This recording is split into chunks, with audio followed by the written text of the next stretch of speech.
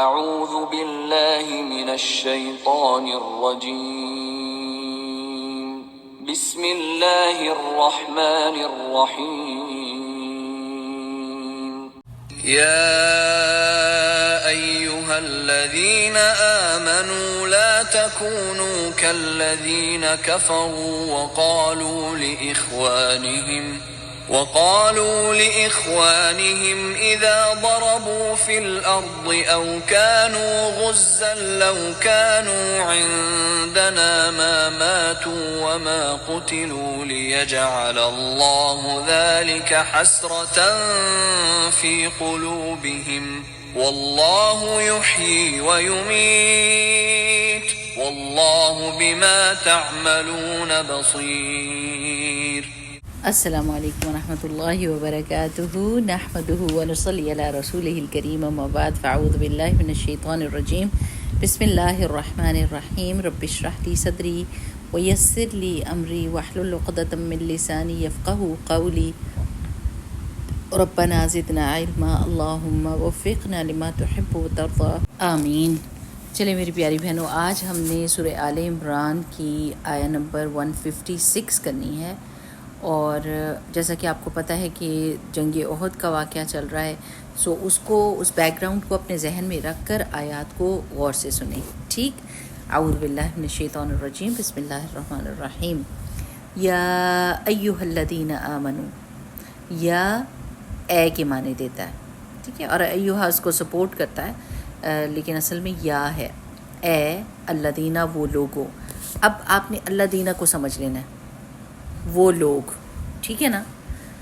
آمنو، جو ایمان لائے. لا تکونو، نہ تم ہونا. اب یہ لا جو ہے نا، یہ بھی سمجھ لیں، لا کا مطلب ہمیشہ نہ کا ہوتا ہے. لا تکونو، نہ تم سب ہو جانا. کالذین، کا مطلب ہوتا ہے مانند، طرح.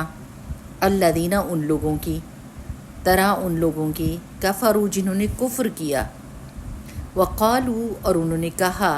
لِإِخْوَانِهِمْ، واسطے اپنے بھائیوں کے. اخوان، اخن کی جمع ہے. اخو کس کو کہتے ہیں؟ بھائی کو. اذا، جب. ضربوا، وہ چلے پھرے. فی الارض، زمین میں. او، یا. کانو، تھے وہ. غزن، لڑنے والے. لو کانو، اگر وہ ہوتے.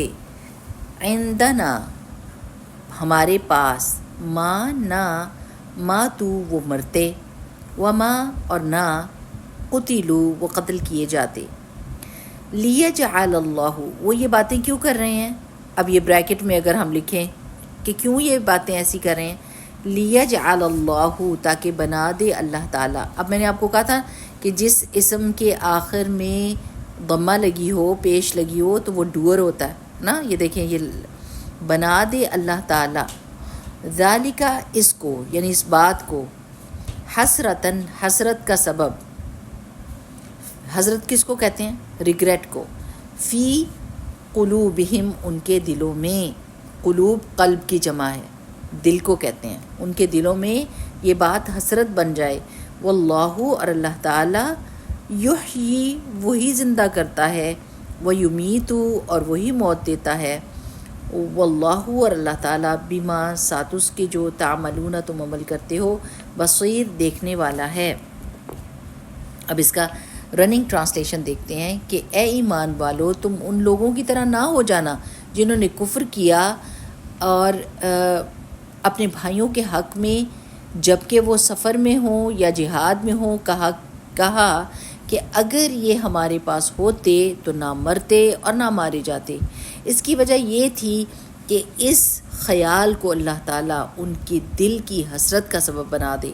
اور اللہ تعالیٰ زندہ کرتا ہے، اور اللہ تعالیٰ مارتا ہے، اور اللہ تمہارے عمل کو دیکھ رہا ہے. اب یہاں پر پکے منافق جو دل سے اسلام سے محبت نہیں رکھتے، یا رسول اللہ صلی اللہ علیہ وسلم سے ان کا کوئی دلی تعلق نہیں تھا، ان کو کوئی اسلام کی چیز اچھی نہیں لگتی تھی، لیکن بظاہر وہ مسلمانوں کے بھیس میں تھے. اور وہ باتیں کیسے کرتے تھے کہ جب کوئی مارا جاتا یا مر جاتا، اللہ کی راہ میں نکلا ہوتا، جہاد کے لیے نکلا ہوتا یا کسی کام کے لیے، تو کہتے کہ اگر وہ نہ جاتا تو نہ مارا جاتا. اب یہ کفر کا کلمہ ہے، کیونکہ آپ جتنی چیزوں پر اللہ تعالیٰ نے آپ کو ایمان کا کہا ہے، ان میں سے ایک یہ چیز ہے کہ اللہ ہی موت دیتا ہے اور اللہ ہی زندگی دیتا ہے. ہمارا یہ عقیدہ ہے، ہمارا یہ یقین ہے کہ موت اللہ کے حکم سے آتی ہے. جگہ، وقت، طریقہ، مرنے کا کیا طریقہ ہوگا، کس طرح بندہ مرے گا، کس جگہ دفن ہوگا، یہ سب اللہ سبحانہ تعالیٰ نے لکھ دیا ہے. اس میں کسی بندے کی کوئی سے نہیں ہے. تو جب کوئی مر جاتا ہے یا کوئی جہاد میں شہید ہو جاتا ہے تو یہ باتیں بولنا کہ اگر وہ ہمارے پاس رہ جاتا اور گھر سے نہ نکلتا تو موت سے بچ جاتا، یہ کفر کے کلمے میں سے ہے. اب دیکھیں کہ جب اللہ تعالیٰ نے کسی کو موت لکھی ہوتی ہے نا تو انسان چل کے اپنی قتل گاہ تک پہنچ جاتا ہے. ہم جب کورس کر رہے تھے 2005 کا تو اس وقت ہمارے جو کلاس میں ایک ہماری اسٹوڈنٹ تھیں، ان کو کلاس کے دوران کال آئی اور وہ جب گھر گئیں تو ان کو پتہ چلا کہ ایک ان کی بیٹی کی ایک سہیلی جو تھی وہ پاکستان سے آئی اور وہ اپنے ماموں کے گھر ٹھہری ہوئی تھی، اور وہ رو کے اور اس سے ان کو کہہ کے اور اس نے کہا میں نے اپنی سہیلی کے گھر جانا ہے، میں نے صبح اس کے ساتھ یونیورسٹی جانا ہے، آپ مجھے ادھر چھوڑ کر آئیں. اتنا اصرار کیا کہ ماموں مجبور ہوئے اور وہ لے کر اس کو آئے اور ان کے گھر، جو اسٹوڈنٹ تھی ان کے گھر رکھا. اور صبح دونوں بچیاں یونیورسٹی کے لیے نکلیں اور اس بچی نے بیلٹ نہیں باندھی ہوئی تھی اور وہ وین کا دروازہ ٹکر ہوئی، کسی طرح فلپ ہوئی گاڑی اور وہ وین کے بیچ میں سے نکل کے اس کے نیچے کرش ہو گئی اور مر گئی وہیں پر. تو سبحان اللہ، یعنی اس نے اس جگہ تک پہنچنا تھا، وہ اصرار کر رہی تھی اور مجبور کر رہی تھی اپنے ماموں کو کہ میں نے ادھر جانا ہی جانا ہے. اگر یعنی پھر اگر ہم یہ کہیں ہائے وہ کینیڈا کیوں آئی اور کیوں اپنی سہیلی کے ساتھ گئی، اگر یہ کہتے رہیں گے تو پھر یہ کفر کا کلمہ کیا کرے گا؟ دل میں بے چینیاں اور حسرتیں ہی پیدا کرتا رہے گا اور ساری زندگی یہ حسرت رہے گی، کاش یہ نہ ہوتا، کاش یہ نہ ہوتا. یہ شیطان کے دروازے کھولنے والی کی چیزیں ہیں. یہ جو کاش ہوتا ہے نا، لو کا کلمہ کہ کاش اگر میں ایسا کر لیتی تو یہ ہو جاتا، اگر یہ نہ کرتی تو یہ نہ ہوتا، یہ نہیں کہنا چاہیے. بلکہ کیا پچھلی دفعہ میں نے آپ کو بتایا قدر اللہ ما شاء فعل، جو اللہ تعالیٰ نے تقدیر لکھی تھی بس وہی ہوا. اسی طرح ایک اور بڑا واقعہ مشہور ہے کہ کسی کی ماں نے، بیٹے نے صبح جانا تھا، اس کی فلائٹ تھی اور موسم اتنا خراب ہو گیا تھا کہ ماں نے کیا کیا کہ اس کو صبح اس کا الارم بند کر دیا اور اس کو اٹھایا ہی نہیں کہ یہ اس فلائٹ پر نہ جائے کہ کہیں اس کو کوئی تکلیف نہ ہو جائے اور یہ فلائٹ حادثے کا شکار نہ ہو جائے. اور وہ بڑی خوش تھی کہ میں نے بیٹے کو نہیں بھیجا، اور خبروں میں دیکھا تو یہ واقعی پتہ چلا کہ جہاز جو ہے وہ خراب ہوا اور وہ گر گیا. تو یہ اپنے بیٹے کو ایک خبر سنانے کے لیے آئی کہ دیکھو میں نے تمہیں بچا لیا ہے، اور دیکھا تو بیٹا بستر پہ فوت ہوا تھا. یعنی اس کے جو موت کا وقت لکھا تھا اس نے مرنا ہی تھا اور اس نے اسی جگہ پہ مرنا تھا. کوئی کسی کو موت کی جگہ یا موت کے وقت سے بچا نہیں سکتا، اور یہ بات کہنی بھی نہیں چاہیے. اکثر و بیشتر ہمارے گھروں میں جب فوتگیاں ہوتی ہیں تو لوگ آ کے یہی کہہ رہے ہوتے ہیں کہ ہائے کاش یہ ڈاکٹر سے ملاقات ہو جاتی، وقت پہ مل جاتا، وقت پہ تم پہنچ جاتے، گاڑی آ جاتی، یا گاڑی لے کر یہ نہ نکلتی تو ایکسیڈنٹ نہ ہوتا. اس طرح کی باتیں کہنے سے کوئی فائدہ نہیں ہوتا، لیکن اور دل میں گلٹ پیدا ہو جاتا ہے، حسرتیں پیدا ہو جاتی ہیں، لوگ ڈپریشن میں چلے جاتے ہیں کہ شاید ہماری وجہ سے یہ فوتگی ہوئی ہے. تو اللہ سبحانہ و تعالیٰ کے حکم سے کوئی بھی مرتا ہے اور اللہ کے حکم سے ہی جیتا ہے. اللہ تعالیٰ زندگی اور موت دینے والا ہے. جب مصیبت اور پریشانی میں ہم اللہ کی طرف رجوع نہیں کرتے تو وہ مصیبت اور پریشانی ہمارے دلوں میں حسرتیں پیدا کر دیتی ہے. اور جب ہم ہر چیز کو اللہ کے ساتھ جوڑتے ہیں، اللہ کے حکم کے ساتھ جوڑتے ہیں، تو پھر ہمیں سکون مل جاتا ہے. ابھی آپ دیکھیے کہ غزہ میں کیا ہو رہا ہے، فلسطین میں کیا ہو رہا ہے، اور جتنی ہم اپنی کسی کوشش کر سکتے ہیں مدد کی یا دعا کی یا سپورٹ کی وہ ہم کر سکتے ہیں، لیکن اس کے آگے ہم کسی بندے کو اس کی موت سے بچا نہیں سکتے. اور اسی لیے مسلمان مضبوط ہوتے ہیں، وہ بہادر ہوتے ہیں، وہ ڈپریشن کا شکار نہیں ہوتے، وہ حسرتیں نہیں رکھتے. کیوں؟ کیونکہ ان کو پتہ ہے کہ اللہ سبحانہ و تعالیٰ زندگی دیتا ہے، اللہ کا فیصلہ چلتا ہے، ہمارا فیصلہ نہیں چلتا. اور یہ کہ زندگی کے بعد ایک اور زندگی آنے والی ہے، جب کہ ملاقات ہوگی اور فیصلے ہوں گے اور انصاف کے ساتھ ہوں گے. تو جب ایک مومن ایسی بات کرتا ہے کہ انا للہ و انا الیہ راجعون، ہم سب نے اللہ ہی کے ہیں اور ہم نے اللہ ہی کے پاس واپس جانا ہے۔ جب کوئی نقصان ہو کسی بندے کا، کسی چیز کا، کسی مال کا، کچھ بھی ہو، تو ہم کیا کہتے ہیں؟ انا للہ و انا الیہ راجعون۔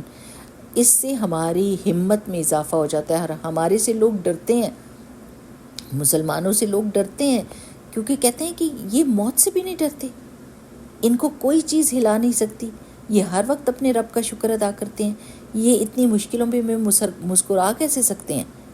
تو ان کو یہ نہیں پتہ کہ ہمارے رول ماڈل، ہمیں جو اسوہ حسنہ ہمارے رب نے دیا ہے رسول اللہ صلی اللہ علیہ وسلم کی زندگی کی صورت میں، اس میں ہم یہ دیکھتے ہیں کہ صحابہ کہا کرتے تھے کہ رسول اللہ صلی اللہ علیہ وسلم سب سے زیادہ مسکرانے والے انسان تھے، حالانکہ سب سے زیادہ رسول اللہ صلی اللہ علیہ وسلم پر جو ہے قاتلانہ حملے ہوئے، سازشیں ہوئیں، بچے ان کی زندگی میں فوت ہوئے، کھانے کی کمی ہوئی، سوشل سپورٹ کی کمی ہوئی، اپنا گھر بار اپنی جگہ چھوڑنی پڑی، تکلیفیں دیکھیں، جنگیں دیکھیں، اور پوری زندگی ایک اسٹرگل تھی، لیکن اس کے باوجود رسول اللہ صلی اللہ علیہ وسلم سب سے زیادہ مسکرانے والے تھے، کیونکہ اللہ سبحانہ وتعالیٰ پر یقین اور اس فانی دنیا کا غم نہ کرنا، یہ ہمارے رسول اللہ صلی اللہ علیہ وسلم کی ہمارے لیے تعلیم ہے۔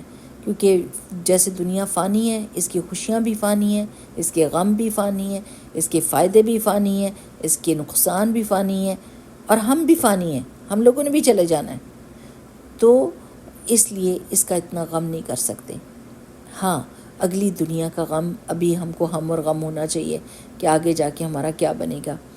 چلے میری پیاری بہنوں، اللہ سبحانہ تعالیٰ آخر میں دیکھیں کیا کہتے ہیں، واللہ بما تعملون بصیر، اللہ تعالیٰ جو تم عمل کر رہے ہو اس کو دیکھنے والا ہے۔ سو اللہ سبحانہ تعالیٰ کی انڈر آبزرویشن ہونے کی فیلنگ جو ہے نا، کہ ہم ہر وقت اللہ سبحانہ تعالیٰ کی نظر میں، وہ ہم کو حیا دیتی ہے، ہمیں شرم دیتی ہے، کہ اس سے پہلے کہ ہم لوگوں سے ڈریں کہ ہاں لوگ کیا کہیں گے، ہم یہ دیکھ کے کہتے ہیں اللہ تعالیٰ کیا کہیں گے اگر ہم کو اس حالت میں دیکھیں گے، یہ چیز دیکھتے ہوئے، یہ چیز سنتے ہوئے، یہ کام کرتے ہوئے، یہ بات کہتے ہوئے، یہ کپڑے پہنتے ہوئے، تو ہم کو یہ ہوتا ہے کہ اللہ سبحانہ تعالیٰ دیکھ رہے ہیں۔